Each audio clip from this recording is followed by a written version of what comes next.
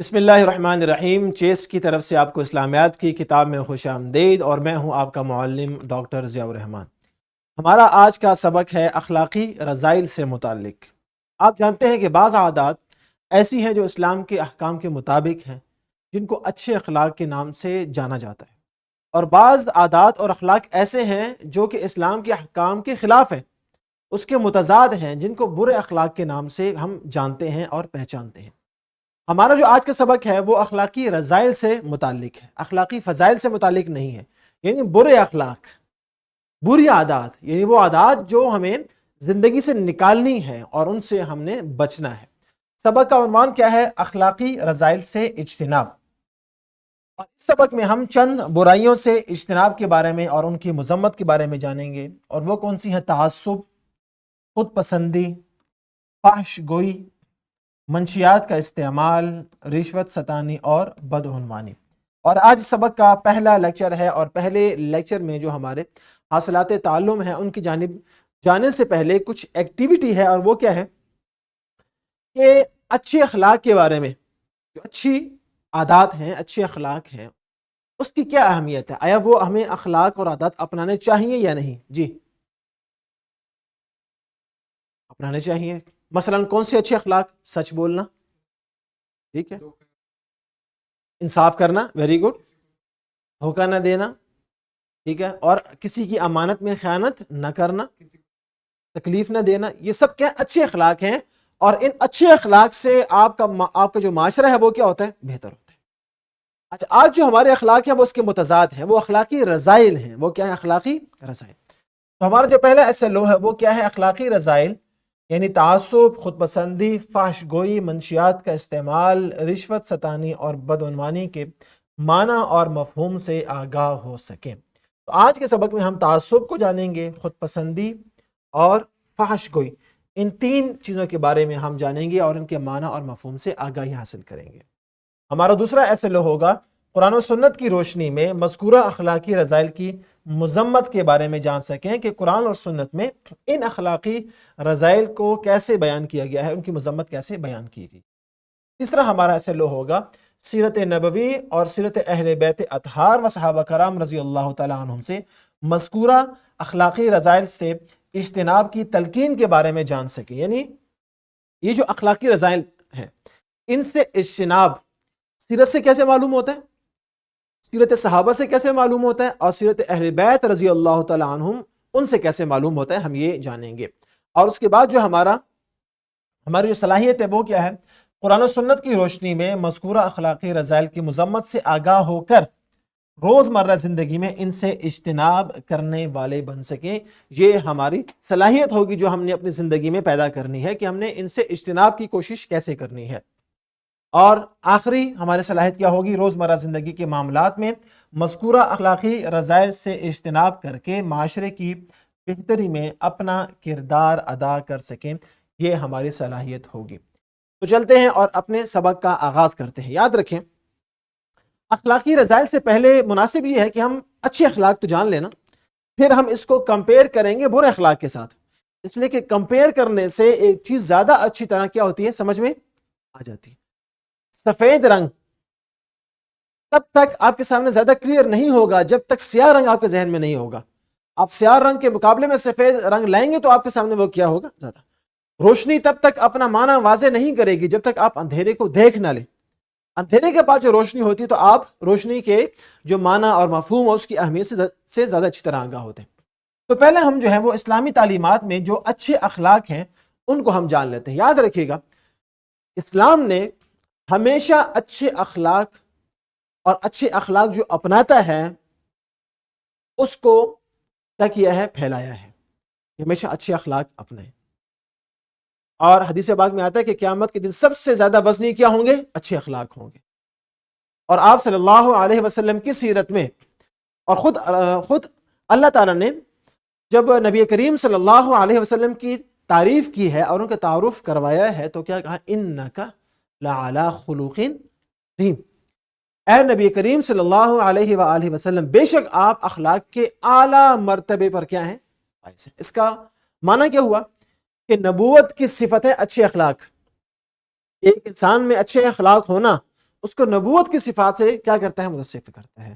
تو ہر مسلمان کو چاہیے کہ وہ اچھے اخلاق کو اپنائے اور اسلامی تعلیمات کی روشنی میں اخلاقی فضائل کی بے شمار کیا ہے؟ فضیلتیں بیان کی گئی ہیں. اور اعلیٰ اخلاق، اخلاق عالیہ جس کو کہتے ہیں، عمدہ اخلاق، اعلیٰ اخلاق میں مثال کس کی دی گئی ہے؟ جناب رسول اللہ صلی اللہ علیہ وآلہ وسلم کی. خود آپ کے سامنے آیت موجود ہے، وَإِنَّكَ لَعَلَىٰ خُلُقٍ عَظِيمٍ، کہ اے نبی کریم صلی اللہ علیہ وسلم بے شک آپ اخلاق کے اعلیٰ مرتبے پر کیا ہیں؟ فائز ہیں. اور اسی آیت کی اگر آپ مزید وضاحت دیکھنا اور جاننا چاہتے ہیں تو حضرت عائشہ رضی اللہ تعالی عنہا وہ یہ بیان کرتی ہیں کہ مجھ سے کسی نے پوچھا، ان سے کسی نے پوچھا کہ نبی کریم صلی اللہ علیہ وسلم کا اخلاق کیسا تھا؟ تو حضرت عائشہ نے جواب کیا دیا؟ انہوں نے کہا کہ کیا آپ قرآن کا مطالعہ نہیں کرتے؟ کان خلقہ القرآن، نبی کریم صلی اللہ علیہ وسلم کا اخلاق کیا تھا؟ قرآن تھا. آپ قرآن کو پڑھ لیجئے، جو جو اچھے اخلاق وہاں پر موجود ہیں سب کے سب کیا ہیں؟ جناب نبی کریم صلی اللہ علیہ وسلم میں کیا ہے؟ موجود ہے. ٹھیک ہے، تو اب اعلیٰ اخلاق کی یہ ہے تعریف، یہ ہے کہ یہ نیک لوگوں کی کیا ہے؟ صفات ہے. اس کے مقابلے میں تو اس سے معلوم کیا ہوتا ہے؟ اس سے ہمیں معلوم یہ ہوتا ہے کہ اخلاق کی اقسام کتنی ہو جائیں گی؟ دو ہو جائیں گی. ایک ہے اعلیٰ اخلاق اور ایک ہے برے اخلاق. ایک کو ہم کہتے ہیں اخلاقی فضائل اور ایک کو ہم کہتے ہیں اخلاقی رذائل. جو اخلاقی فضائل سے مراد اچھے اور عمدہ اخلاق ہیں، یعنی وہ اخلاق جو کہ کیا ہوں؟ اچھے ہوں اور کیا ہوں؟ عمدہ ہو، ان کو کہتے ہیں اخلاقی فضائل. اس کے مقابلے میں جو برے اخلاق ہیں جن کو ہم کہتے ہیں اخلاقی رذائل، تو اخلاقی رذائل سے مراد بری کیا ہیں؟ عادات ہیں. تو گویا کہ بہت آسان سی بات ہے، اخلاق کی کتنی ہو جائیں گی؟ دو اقسام ہو جائیں گی. ایک اخلاق رذیلہ بھی کہتے ہیں اس کو، اخلاق رذیلہ برے اخلاق، اور ایک ہے اخلاق فضیلہ، اخلاقی فضائل بھی کہتے ہیں اس کو. ٹھیک ہے، جس کو کہتے ہیں اچھی عادات. ٹھیک ہے، اور ابھی ہم نے اس کی کچھ مثالیں دیکھی بھی. ہمارا سبق جو ہے آج کا وہ ہے اخلاقی رذائل سے متعلق، جس میں سب سے پہلے ہم تعصب کے بارے میں جانیں گے. یاد رکھیے تعصب کا معنی کیا ہے؟ بے جا طرفداری کرنا، بلا وجہ کسی کی سائیڈ لے لینا یا بلا وجہ کسی کی مخالفت کرنا. یہ کیا ہے؟ تعصب. یہ کیا ہے؟ تعصب. کہ میں اس کی سائیڈ اس لیے لے رہا ہوں، اس کی طرفداری اس لیے کر رہا ہوں کہ یہ میری قوم کا ہے، بس صرف اس لیے میں اس کی طرفداری کر رہا ہوں. یہ تعصب ہے. یہ کیا ہے؟ اسلام یہ نہیں کہتا. اسلام کہتا ہے آپ دیکھیں حق کس طرف ہے، سچ کس طرف ہے، سچائی کس طرف ہے، آپ اس طرف کھڑے ہو جائیں. وہ اگرچہ آپ کے اپنے لوگوں کے کیا ہو؟ خلاف ہو، لیکن آپ نے ہمیشہ حق کا ساتھ دینا ہے. ٹھیک ہے، تو بلا وجہ کسی کی حمایت کرنا یا بلا وجہ کسی کی مخالفت کرنا، یہ دونوں کیا ہیں؟ تعصب کی مثالیں ہیں. تو تعصب کا معنی سمجھ آ گیا؟ بے جا طرفداری، بلا وجہ طرفداری کرنا یہ بھی تعصب ہے، اور بے جا مخالفت کرنا یہ بھی کیا ہے؟ تعصب ہے. یہ بھی کیا ہے؟ اسلام اس چیز کو نہیں مانتا. اور اسلام میں حقیقت ظاہر ہو جانے کے بعد بھی حق بات سے انکار کرنا اور کسی کی بے جا حمایت یا مخالفت کرنا تعصب کہلاتا ہے.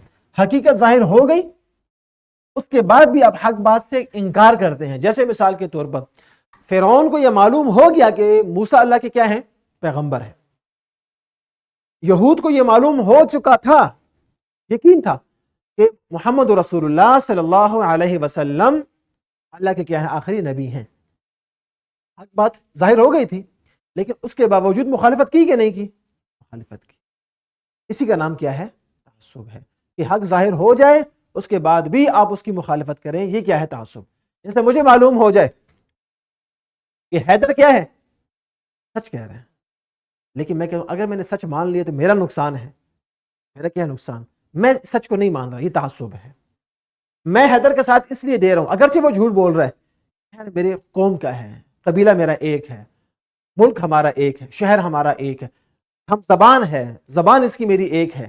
اس بنیاد پر اگر میں کسی کے ساتھ دوں یا کسی کی مخالفت کروں، یہ دونوں کیا ہیں؟ تعصب. ہاں اگر وہ حق پر ہے اور میری قوم کا ہے پھر تو آپ ساتھ دیں گے نا، لیکن آپ کی بنیاد کیا ہوگی؟ حق پہ ہونا، نہ کہ میری قوم کا ہونا. سمجھ آ گئی؟ یہ ہے تعصب.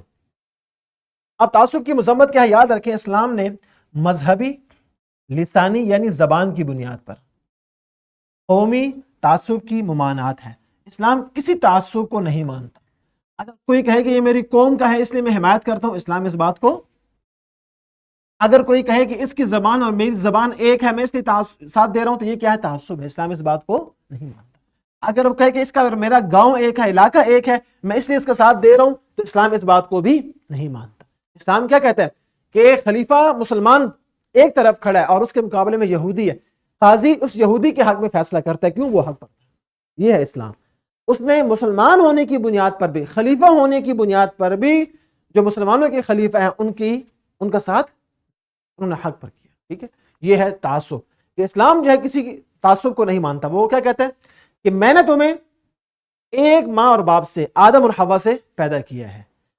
فضیلت کا معیار کیا ہے؟ تقوی۔ جو اللہ سے ڈرے گا وہ افضل ہے۔ کوئی کسی قوم کی بنیاد پر افضل نہیں ہے، کوئی کسی زبان کی بنیاد پر افضل نہیں ہے۔ انسانیت کی اصل بنیاد کیا ہے؟ تقوی ہے، نہ کہ رنگ، نسل یا اس کی قوم۔ اسلام اس کی مذمت بیان کرتا ہے، اور یہی بات آپ صلی اللہ علیہ وسلم نے کہاں بیان کی؟ حجۃ الوداع میں۔ اور وہاں پر کیا اعلان فرمایا؟ الا، خبردار، بڑی اہم بات ہے یہ، جان لو، لا فضل لعربی علی عجمی ولا لعجمی علی عربی ولا احمر علی اسود ولا اسود علی احمر الا بالتقوی۔ جان لو کہ کسی عربی کو کسی عجمی پر اور کسی عجمی کو کسی عربی پر کوئی فضیلت حاصل، ولا احمر علی اسود، کسی گورے کو کسی کالے پر، کسی کالے کو کسی گورے پر کوئی فضیلت حاصل نہیں ہے، الا بالتقوی، مگر تقوی کی بنیاد پر۔ جو اللہ سے ڈرے گا وہ اللہ کے ہاں پسندیدہ ہے۔ رنگ، قوم اس لیے نہیں ہے، وہ صرف تعارف کے لیے ہے۔ ٹھیک ہے جی۔ اور اگر اس تاریخی مثال دیکھنی ہے تو میں نے آپ کے سامنے مثالیں بیان کی ہیں۔ سب سے پہلی مثال اس کی کیا ہے؟ فرعون کی مثال اگر آپ لے لیں تو فرعون نے حضرت موسیٰ کا انکار کیا، حالانکہ وہ جانتا تھا کہ یہ حق پر ہے۔ اس نے اپنے آنکھوں سے دیکھ لیا تھا، جادوگروں نے اس کو بتا دیا تھا کہ یہ جو ہے یہ جادو نہیں ہے، یہ معجزہ ہے، لیکن اس نے حق کو جاننے کے باوجود انکار کیا۔ اسی طرح کفار مدینہ اور یہود مدینہ، مدینہ کے یہود اور وہاں کے کفار، وہ جان چکے تھے کہ نبی کریم صلی اللہ علیہ وآلہ وسلم ہی آخری نبی ہے، لیکن انہوں نے مخالفت کی۔ یہ تعصب ہے۔ اسلام کسی تعصب کو نہیں مانتا ہے۔ ٹھیک ہے، اور حدیث پاک آپ کے سامنے دو حدیث ہے۔ جناب رسول اللہ صلی اللہ علیہ وسلم نے فرمایا، جو شخص گمراہی کے جھنڈے تلے لڑے، تعصب کی دعوت دے اور تعصب کے سبب غضبناک ہو، اس کی موت جاہلیت کی موت ہوگی۔ تعصب کی دعوت دے، آؤ بھی میرا ساتھ دو، میں تمہاری قوم کا ہوں، نہیں، ہم تمہارا ساتھ اس بنیاد پر نہیں دیں گے، یہ تعصب ہے۔ ٹھیک ہے، آؤ بھائی میرے ساتھ جنگ کرو فلاں کے خلاف، میں تمہارے علاقے کا ہوں، نہیں، اس بنیاد پر نہیں کریں گے۔ اگر آپ حق پر ہیں تو ہم ساتھ دیں گے، اگر حق پر نہیں ہیں تو ہم آپ کا ساتھ نہیں دیں گے۔ تعصب ہے۔ تو جناب رسول اللہ صلی اللہ علیہ وسلم نے کیا فرمایا؟ اور تعصب کی بنیاد پر غضبناک ہو۔ ایک آدمی کو اس بیس پر غصہ آتا ہے، اس بنیاد پر غصہ آتا ہے، اچھا میری قوم کا، میرے علاقے والے کا، میرے مذہب والے کا یہ ہو گیا، نہیں، آپ یہ دیکھیں وہ حق پر ہے یا نہیں ہے، پھر آپ اس کا ساتھ دیں۔ اگر حق پر ہے بالکل ساتھ دینا لازم ہے، فرض ہے۔ تو آپ نے کیا فرمایا؟ حدیث پاک میں آتا ہے اس کی موت کس پر ہوگی؟ جاہلیت کی موت پر۔ اس لیے کہ زمانہ جاہلیت میں یہ تھا کہ آؤ بھی فلاں قوم والے ادھر آ جاؤ، فلاں قبیلہ ادھر آ جائے، قطع نظر اس سے کہ وہ حق پر تھے یا باطل پر تھے۔ تو اسلام نے یہ قوم، قبیلہ، زبان، رنگ، نسل، علاقہ سب کا سب کیا کیا؟ ختم کیا کہ اس بنیاد پر فیصلے نہیں ہوں گے۔ ٹھیک ہے جی۔ اور دوسری حدیث میں آپ نے فرمایا کہ وہ شخص ہم میں سے نہیں جو کسی تعصب کی طرف بلائے، وہ ہم میں سے نہیں، وہ شخص بھی ہم میں سے نہیں جو تعصب کی بنیاد پر لڑائی لڑے، اور وہ شخص بھی ہم میں سے نہیں جو تعصب کا تصور لیے ہوئے مرے۔ اگر اس کے ذہن میں کوئی تعصب ہے کسی قوم کے خلاف، کسی زبان کے خلاف، کسی مذہب کے خلاف، تو وہ آپ نے فرمایا حدیث پاک میں آتا ہے کہ وہ ہم میں سے نہیں ہے۔ تو لڑائی، غضب کس بنیاد پر ہوگا؟ حق کی بنیاد پر ہوگا۔ حق پر ہے ہم ساتھ دیں گے۔ یہ ہے پہلی۔ آگے سمجھا آپ کو تعصب، اس کا معنی، مفہوم اور سمجھا کیا؟ دوسری برائی جس سے ہم نے بچنا ہے وہ ہے خود پسندی۔ خود پسندی کیا ہے؟ خود کو پسند کرنا۔ آسان ہے۔ خود پسندی کیا ہے؟ خود کو، میں بڑا کیا ہوں؟ با کمال ہوں، یہ میری وجہ سے ایسا ہو گیا ہے، میں نے یہ کر دیا ہے۔ میں کی رٹ لگاتے ہیں، یہ کیا ہوتی ہے؟ خود پسندی۔ اور یہ علامت کس بات کی ہوتی ہے؟ تکبر، غرور، فخر، میں نے کر دیا، میں نے نہیں کیا۔ یہ کس نے کیا؟ اللہ نے مجھ سے کروایا ہے۔ یہ ہے اسلام کا نظریہ۔ جناب رسول اللہ صلی اللہ علیہ وسلم جب فاتح بن کر مکہ میں داخل ہوئے وہ یہ اعلان کر سکتے تھے میں نے مکہ فتح کیا، ہو سکتا تھا نہیں ہو سکتا تھا، لیکن ہم نے کیا پڑھا سیرت میں کہ آپ صلی اللہ علیہ وسلم اونٹنی پر بیٹھ کے اتنے جھکے ہوئے تھے کہ آپ صلی اللہ علیہ وسلم کی جو سینہ مبارک ہے وہ اونٹ کی کوہان کو لگ رہا تھا، کوہان سمجھتے ہیں، کوہان کو لگ رہا تھا، اتنا جھکے ہوئے اور بالکل عاجزی سے. اور وہ صحابہ کرام رضی اللہ تعالی عنہم جن کو اللہ تعالیٰ نے کیا کہا، رضی اللہ عنہم ورضوا عنہ، کہ میں ان سے کیا ہوں راضی، جنت کا لکھ کے دے دی کہ یہ جنتی ہیں. وہ صحابہ کرام رضی اللہ تعالیٰ عنہم کیا کہتے تھے، اے کاش میں مٹی ہوتا، اے کاش میں گھاس کا ایک کیا ہوتا پتا ہوتا، اے کاش میں پیدا ہی نہ ہوتا. وہ اتنا اللہ کا خوف اور اتنے اپنے آپ کو کیا کر دیا، فنا کر دیا. تو اسلام کا کیا کہتا ہے، عاجزی، انکساری، تواضع، عجب جسے کہتے ہیں، اپنے آپ کو پسند کرنا، تکبر، غرور، فخر، یہ اسلام نہیں مانتا. تو جو دوسری جو ہے وہ اخلاقی رذائل میں سے وہ ہے خود پسندی، اور اس کو عجب بھی کہتے ہیں. کیا کہتے ہیں، عجب، اپنے آپ پہ تعجب کرنا. ٹھیک ہے، اب اس کی تعریف کیا ہے، یاد رکھیں خود پسندی کی تعریف کیا ہے، اپنی کامیابی کو محض اپنا کمال سمجھنا. جی میں نے یہ بزنس کھڑا کر لیا، جی میں نے آپ نہیں ہیں، یہ کس نے کیا، اللہ نے کیا. ہاں آپ یہ کہہ سکتے ہیں کہ اللہ کی مدد شامل حال رہی اور میں اس قابل ہوا کہ میں نے یہ کام کر دیا. اب ٹھیک ہے، اب کیا ہے، ٹھیک ہے کہ اللہ کی توفیق سے میں نے یہ کام کر لیا، الحمدللہ، اب ٹھیک ہے. لیکن محض اپنا کمال، میں نے یہ کر لیا، آپ کی اور میری کوئی حیثیت نہیں. ٹھیک ہے، لہٰذا خود پسندی اور اپنے آپ کی تعریف کرنا، اپنی کامیابی کو اپنا کمال سمجھنا، یہ کیا خود پسندی ہے. اور خود پسندی اور تکبر کے کیا ہیں مضر اثرات ہیں. جو آدمی خود پسندی میں مبتلا ہوتا ہے اس میں تکبر لازمی آتے ہیں. یہ ہو نہیں سکتا کہ خود پسندی ہو اور تکبر نہ ہو. تکبر ہی کی بنیاد پر آپ خود پسندی کا شکار ہوتے ہیں، اور پھر اس کی بنیاد پر آپ فخر، تکبر اور اپنے آپ کو بڑا سمجھنا، دوسروں کو حقیر سمجھنا، یہ سب اس کی بنیادی وجہ یہی ہے، خود پسندی، اپنے آپ کو بڑا سمجھنا. ٹھیک ہے جی. اور سورہ النجم آیت 32 میں اللہ تعالیٰ نے ارشاد فرمایا، تم اپنی پاکیزگی کے دعوے مت کرو کہ میں بہت پاکیزہ ہوں، جی میں ہوں، یہ ہوں، نہیں. فلا تزکوا انفسکم هو اعلم بمن اتقى، اللہ تعالیٰ جانتا ہے کہ زیادہ تقوی والا کون ہے، تم اس کے دعوے نہ کرو. دیکھیں ہم نے وہ پڑھا تھا غزوہ تبوک یا غزوہ حنین تھا غالباً، غزوہ حنین پہ جب صحابہ کرام جا رہے تھے 12,000 تھے، تو جو نئے مسلمان ان کے ساتھ تھے فتح مکہ کے بعد، ان میں سے چند لوگوں نے کچھ الفاظ کہے. کیا کہے، آج تو ہمیں کوئی نہیں ہرا سکتا. خود پسندی آ گئی، تکبر آ گیا نا. تو کیا ہوا، ابھی یہ حنین کے رستے ہی میں تھے، ایسا ان پر حملہ ہوا کہ یہ لوگ سب کے سب پاؤں اکھڑ گئے، اور سب کے سب لوگ کیا ہو گئے، تتر بتر ہو گئے. اور جناب نبی کریم صلی اللہ علیہ وسلم چند لوگوں کے اور صحابہ کرام کے ساتھ رہ گئے. پھر آپ صلی اللہ علیہ وسلم نے آواز دی، یا للانصار یا للمہاجرین، ایسا اے انصار کی جماعت، اے مہاجرین کی جماعت، یہاں پر آ جاؤ. پھر وہ اکٹھے ہوئے. وہ ایک جملہ اللہ تعالیٰ کو پسند نہیں آیا تھا، اور اللہ تعالیٰ نے سورہ التوبہ میں اس کا ذکر کیا کہ وَيَوْمَ حُنَيْنٍ إِذْ أَعْجَبَتْكُمْ كَثْرَتُكُمْ، کہ تمہیں حنین کا واقعہ یاد ہے کہ جب تم نے کیا کیا، خود پسندی کی. اِذْ أَعْجَبَتْكُمْ كَثْرَتُكُمْ، اپنی کثرت پہ تم نے فخر کیا، تو اللہ کو وہ پسند نہیں آیا. ٹھیک ہے، تو یہ کبھی بھی خود پسندی سے اپنے اجتناب کرنا ہے، اور اسلام جو ہے وہ خود پسندی سے دور رہنے کی ترغیب دیتا ہے. اور جناب رسول اللہ صلی اللہ علیہ وسلم کی عاجزی اور خود پسندی سے دوری، اس کی میں نے آپ کو مثال دے دی، وہ کیا تھی، فتح مکہ. ٹھیک ہے، یہ اس کے کیا تھا، نمونہ تھا سب سے عاجزی کا، اعلیٰ ترین کیا تھا، نمونہ. حالانکہ وہاں پر فخر ہو سکتا تھا لیکن آپ نے اس کو پسند نہیں کیا. اسی طرح صحابہ کرام رضی اللہ تعالی عنہم وہ کیا کہتے تھے کہ عاجزی اور پرہیزگاری میں ان کی مثال کیا تھی کہ وہ خود کہتے تھے کاش ہم مٹی ہوتے، کاش ہم پیدا ہی نہ ہوئے ہوتے. اور یہ کون کہہ رہا ہے، ابو بکر صدیق کہہ رہے ہیں رضی اللہ تعالی عنہ. اتنی بڑی شخصیت، پہلے خلیفہ، جن کو خود نبی کریم صلی اللہ علیہ وسلم اپنے مصلی پر جگہ دیتے کہ آپ میری جگہ نماز پڑھیں. وہ یہ کہتے کاش میں پیدا ہی نہ ہوا تھا. تو کوئی عجب تھا ان میں، خود پسندی تھی نہیں. وہ کیا کہہ رہے ہیں، کاش ہم مٹی ہوتے، کاش ہم پیدا ہی نہ ہوئے ہوتے. تو بطور مسلمان آپ کو اور مجھے، ہم سب کو یہ چاہیے کہ ہم اس بیماری سے کیا رہیں، دور رہیں. یہ دو باتیں سمجھ آ گئی، ایک تعصب اور دوسری خود پسندی. یہ دو انشاءاللہ آج کے بعد ہم کبھی بھی یہ کام نہیں کریں گے. تیسرا کام جو ہم نے نہیں کرنا وہ کیا ہے، فحش گوئی. کیا ہے؟ فحش گوئی. فحش گوئی کسے کہتے ہیں؟ ایسے الفاظ کا استعمال کرنا، وہ باتیں کرنا جو کہ شرم اور حیا کے کیا ہیں؟ فحش باتیں کرنا، خراب باتیں کرنا، بری باتیں کرنا، وہ جو عام لوگ اپنے عام محفل میں ان کا استعمال نہیں کرتے، ایسے الفاظ کا استعمال کرنا وہ فحش گوئی کہلاتا ہے. یعنی بیہودہ گفتگو کرنا، ایسا کلام جو تہذیب کے خلاف ہو، کلچر کے خلاف ہو، شرم و حیا کے خلاف ہو، یہ کیا ہے؟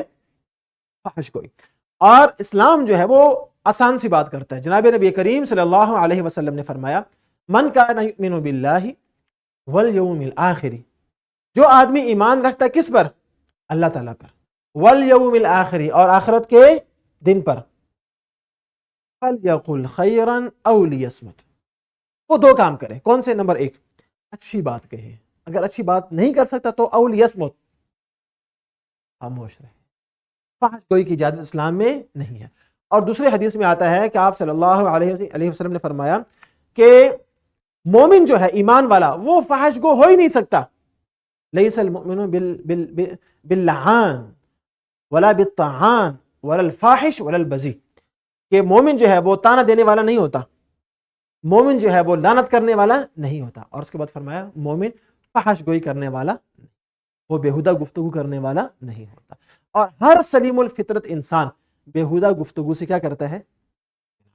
لگی بات؟ اب آج ذرا معنی اور مفہوم. فحش گوئی کا لفظی معنی ہے بیہودہ گفتگو کرنا، اخلاق سے گری ہوئی بات کرنا، ٹھیک ہے، اور ایسا کلام کرنا جو تہذیب اور شرم و حیا کی کیا ہو؟ خلاف.